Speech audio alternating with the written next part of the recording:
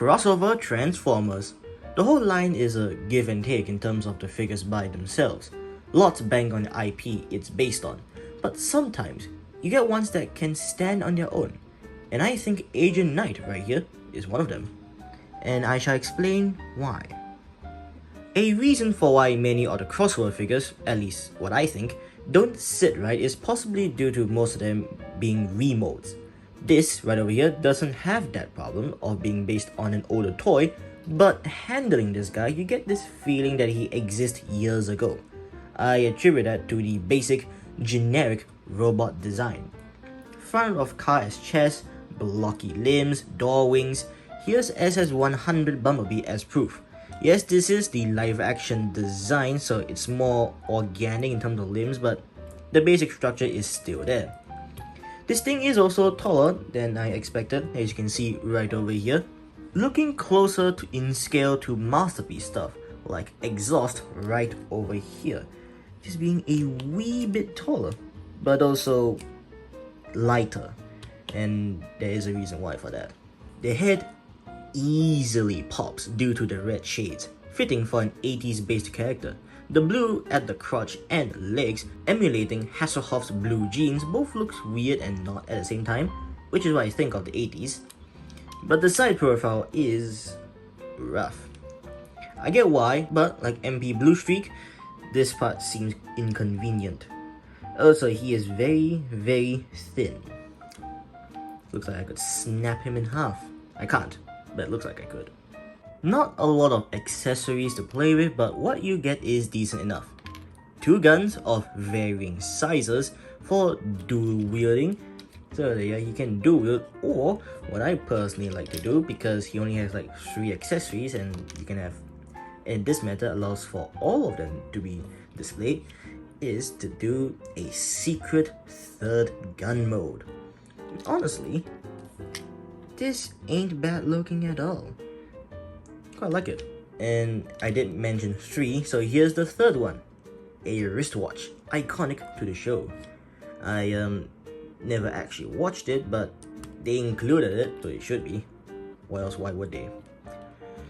Great attached to the arm, gives it some nice red, but due to his large chest, it's a bit further away than it looks like it should be.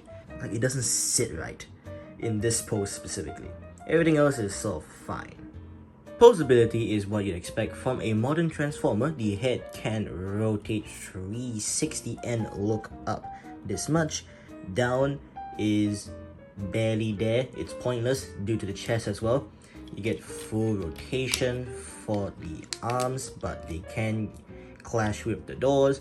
They also go out this much, slightly less than what you would expect. He also has an elbow swivel and a band, slightly more than 90, and some wrist rotations and a pivot, waist swivel, legs out and back this much, a thigh swivel, knee bend, the full 90, sideways ankle pivot, and it can go down this much due to transformation, and even has a toe bend. It only goes down, of course, so do with that information what you will. And also, the full split. It's all good, but expected for something that came out in the 2020s. Nothing really outstanding. I mean, you can position the doors where however you want, but other than that, yep, it's generic, but good. Now on to the transformation, which is basically the same thing.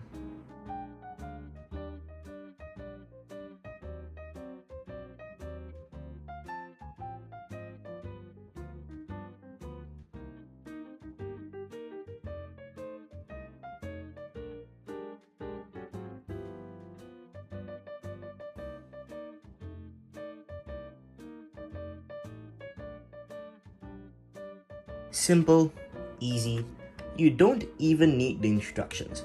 The bot's design already tells you where things need to be. End result is almost perfection. A not quite one-to-one of the Pontiac Fiber Trans Am used in the show. The bulge at the front looking like an arrow trim, it's very noticeable, houses the lights and sounds. That's right, this thing has lights and sounds. The button is on the bottom. I won't show them off because it's something I find as an extra. It's not really a selling point to me. What is, on the other hand, pop-up headlights. Ah yeah, now this is stylish and also very 80s, like this car in the show. Well, the light and sound does add to the price, so there is that. Now, more gimmicks includes weapon storage for both guns. Unfortunately, there isn't a groove for the wristwatch when you attach it to the arm, so just sort of hanging out a bit more than the rest, which can cause some issues. Now for the guns, they have their own way of storing. So the big gun on this tab right over here, and the small gun in this small tab right over here, and this one emulates the exhaust. Now, just like exhaust right over here, you can't see him. I like the fact that the guns for these guys actually become a car part. It's not something sophisticated like you see on the alternator slash Binotech, but still pretty nifty. And just for a quick comparison with some MP carboards, both official and third party, yeah, this is definitely MP scaled. Probably why it's around leader class prices. It's around 100 plus SGD, which is basically just leader class. So yeah. Now you also can open the door right over here.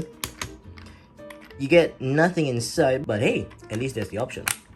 The blue clear plastic really does give this thing just a bit more color, because the sporadic use of red and silver can make this thing look a bit dull, plain, boring, whichever word you like to use. But this really does contrast well with it, even though you can see the inner workings, which is a bit ugly, but I guess you can't do much. Now, just the bot himself, he feels like a stripped down leader class. The basic conversion and thin side profile leads me to this conclusion. Still fun, but if it was just that alone and the 3 accessories that you get, I would say it's not worth it. But factor in the lights and sounds gimmick, then it does make more sense why it's leader price. Also, IP license, twice, GM and the show. Now, who would buy this? Well, do you like Knight Rider? Do you like the car? Dreamt of the returns of the 2000s gimmick of lights and sounds? Well, here it is. But I do want to let it be known that this is fairly expensive, and I suspect half of it is due to the lights and sounds. Can't really do much about it. Electronics are fairly expensive. And that's all for me. I hope you found this useful, and to see you next time. Bye.